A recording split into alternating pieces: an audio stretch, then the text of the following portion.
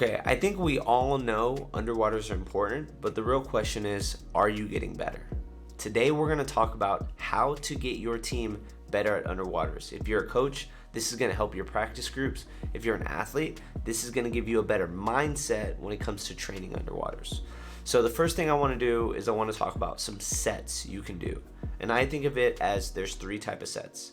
There is technique type sets where you're actually working on the technique of the underwaters. There is using the underwaters during a swim. These could be more aerobic sets. And then there's speed sets. So technique, just simply doing and using your underwaters, and then there's speed. And at various points in the season and in the week, I use different ones. But this is basically what I do. For technique sets, I love doing kicking on side or vertical kicking. And those two are my primary tools for underwater kicking. You can also do fly kick on back, but here's why I love them. When you're doing kicking on your side, you can get a better range of motion through your kick. It's much easier to engage with one arm up, one arm down, to engage your chest, abs, and your entire leg in that flowy motion of the underwaters. The same with vertical kick. You can have a good posture, nice and tight up top, and watching those toes really snap out in front. You can talk to your swimmers about that vertical body line when they're doing vertical kicking, but their toes got to get in front of that line.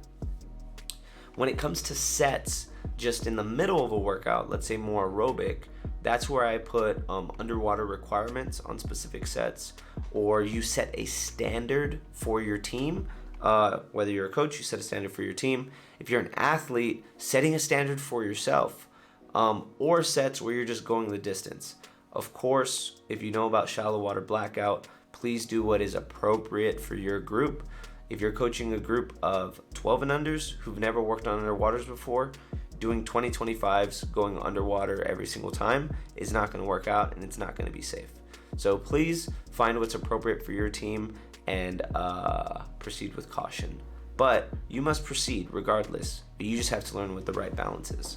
So I got two sets for you that fall into this more aerobic category. The first one is 225s, fly kick on side. 225s where you go 15 meters underwater and then you can come up. 250s where you go halfway underwater on both walls. And then 100 fast, but we call it the red line, but it's basically 10 yards away from the wall. It would be where the line would, the 15 meter line would be, the one that's closest to the wall, if that makes sense. My pool has a red line, but it's about 10 yards off of the wall. My kids take about 5 kicks to get there. So that would be like an aerobic set. We did that 2 rounds through, and it was really fun to watch them because the intervals I did were easier, but they were just as tired because they were pushing those underwaters.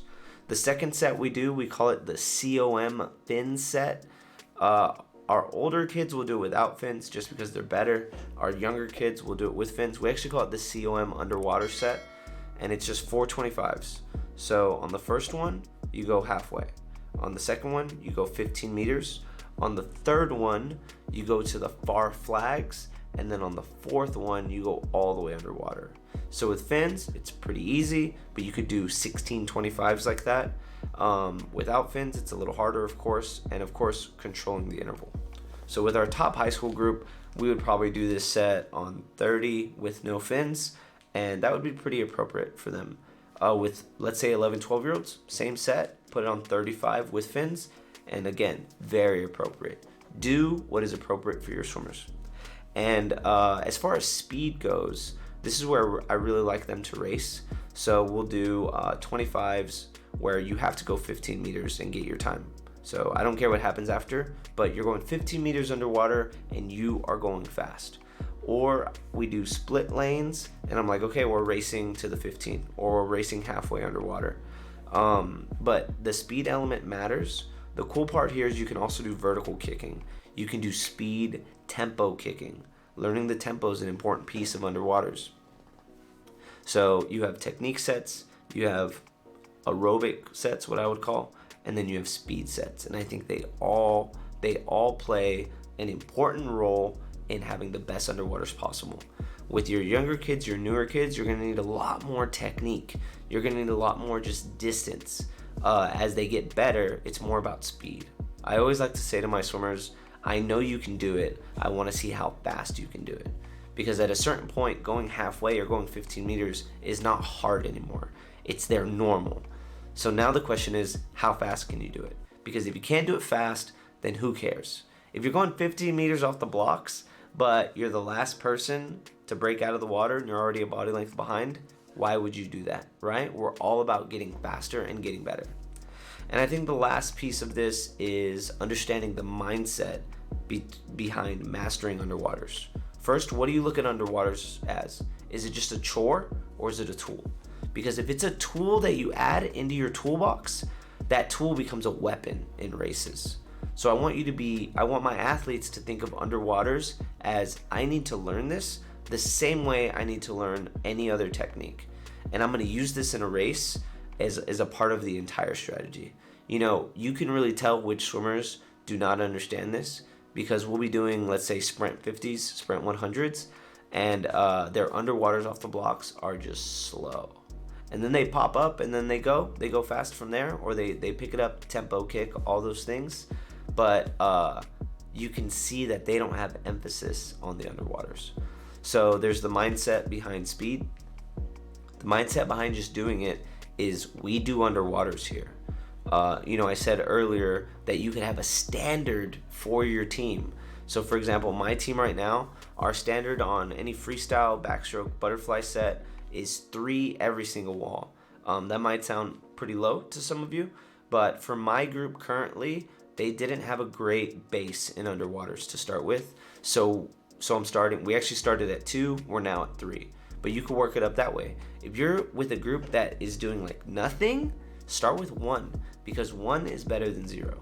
2 is better than 1, 3 is better than 2. When you can get to 5 kicks every wall, I would say that's a huge milestone in the progression. And then if you can do them fast, that'd be big time. That'd be big swimming right there if your group could do that. So I hope you like this video. We talked about underwaters. Let me know if you are working on them, if you're any good, you like them.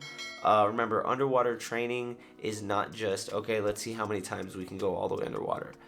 Being great at underwaters has to become a habit in everything you do. You guys have a good one. Like, comment, share, subscribe, all those things. And let's go be better coaches.